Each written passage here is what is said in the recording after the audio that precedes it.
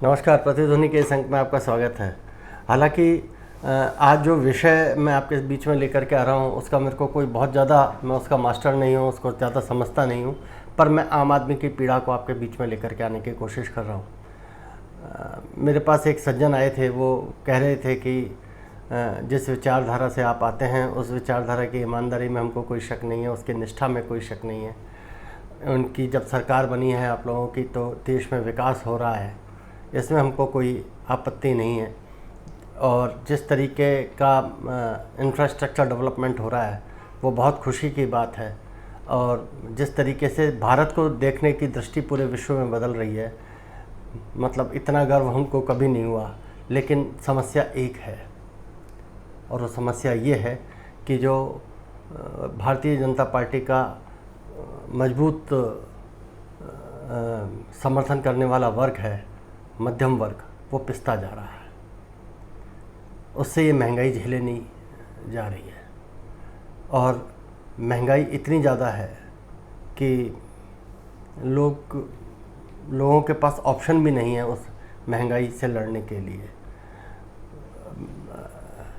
जो लोग अत्यधिक समृद्ध हैं उनके लिए महंगाई कभी भी विषय नहीं हो सकता, और जो लोग नीचे हैं, गरीबी की रेखा के नीचे हैं, या बीपीएल हैं, या और उनको अन्य सुविधाएं मिलती हैं, उनको राज्य सरकार और केंद्र सरकार द्वारा विभिन्न योजनाओं के तहत उनको लाभ दिया जाता है, उनको डायरेक्ट कैश ट्रांसफ़र की भी स्कीम मिलती है। पर ये जो मध्यम वर्ग है, जो बहुत बड़ा वर्ग है, जिसने आज तक की यात्रा भारतीय जनता पार्टी की कराई है, उसकी तरफ से ऐसा लगता है कि आप लोग कुछ सोचते नहीं हैं, और ये वास्तव में एक गंभीर सोचने का विषय है। हम बढ़ते हुए दामों को कैसे रोक सकते हैं, ये देश में जो शिक्षा शास्त्री बैठे हैं वो इस पर चिंतन कर सकते हैं, जो देश के फाइनेंस मिनिस्टर हैं वो इस पर कर सकते हैं। हम अलग अलग कानून लेकर के आ रहे हैं, टैक्सेशन में सरलता लेकर के आ रहे हैं, और नए एवेन्यूज़ हम बाहर से जो है वो निवेश लेकर के आ रहे हैं भारत में, हम नए नए एवेन्यूज़ खोल रहे हैं।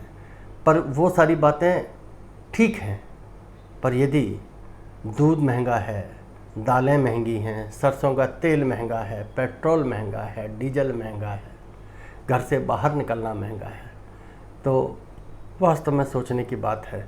क्योंकि रेस्टोरेंट में खाना खाने जाने वाले लोग, हो सकता है रेस्टोरेंट वालों का बिज़नेस बहुत बढ़ गया हो, पर खाना खाने जाने वाले लोग वो मिडिल क्लास के लोग नहीं हैं, वो बहुत ज़्यादा अपने लाइफ को एंजॉय नहीं कर पा रहे हैं।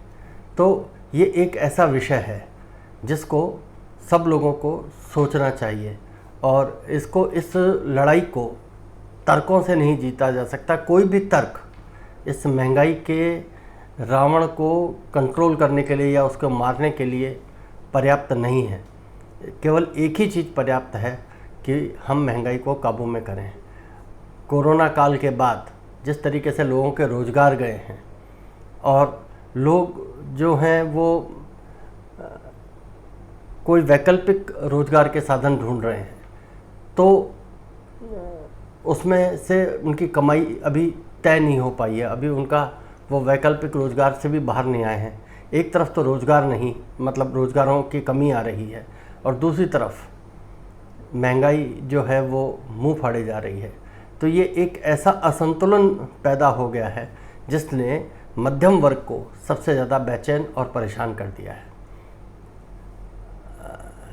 क्योंकि कई सारे तर्क आते हैं कि हम यदि पेट्रोल डीजल को काबू में कर लें तो महंगाई कुछ कम हो जाएगी, चीज़ें लोगों को उपलब्ध हो जाएंगी, ट्रांसपोर्टेशन सस्ता हो जाएगा।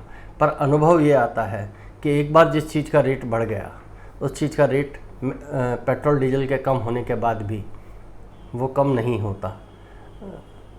ये एक ऐसी चिंता की बात है जिसको भारत सरकार को प्राथमिकता के तौर पर देखना चाहिए।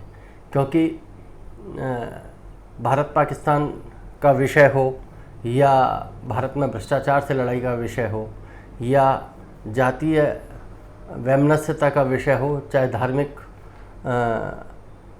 सद्भावना का विषय हो, ये सारे विषय महंगाई के विषय के बाद ही शुरू होते हैं।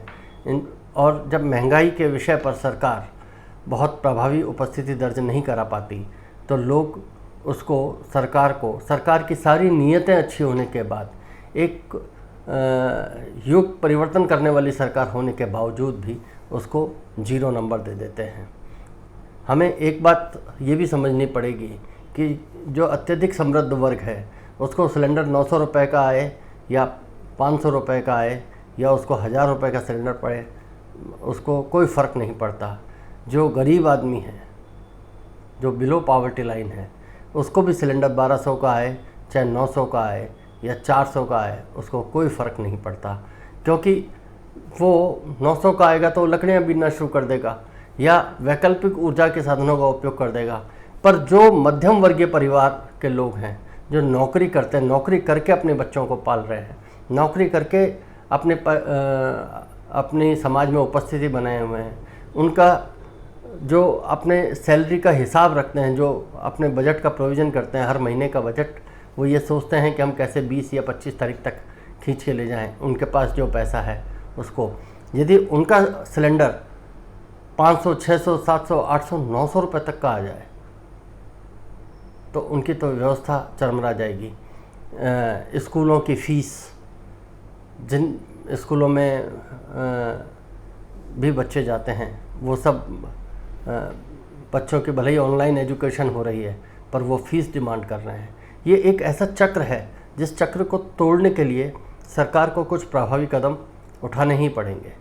यदि हम वो प्रभावी कदम नहीं उठा पाएंगे तो हम एक बहुत बड़े समर्थक वर्ग को छोड़ देंगे, वो अछूता रह जाएगा और वो हो सकता है कि हमसे नाराज़ हो जाए। तो यदि वो नाराज़ हो गया तो हम विश्व में भारत के गौरव की को लाने वाली जिस सरकार का दावा करते हैं वो सरकार अगली बार नहीं आएगी।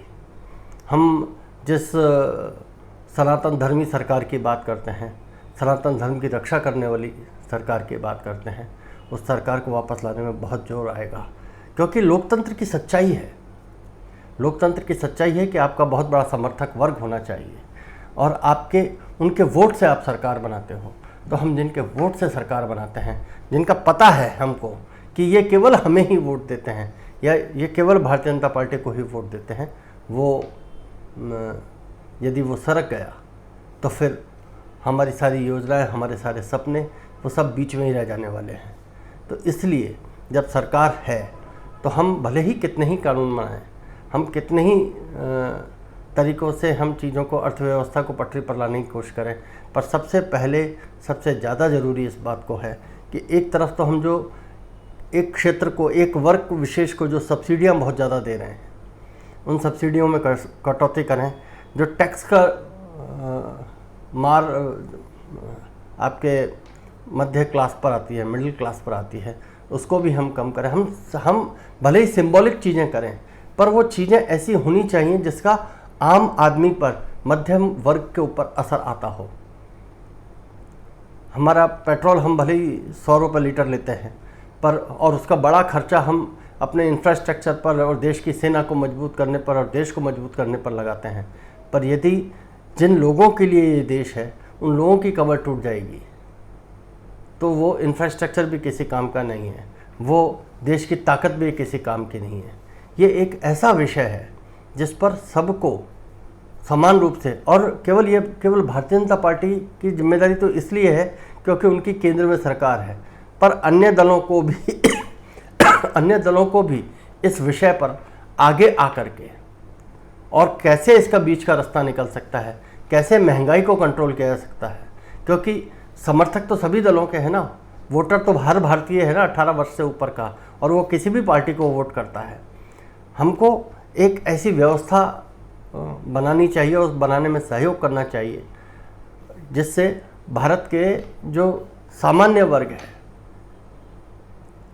उसको थोड़ी सी राहत मिल सके।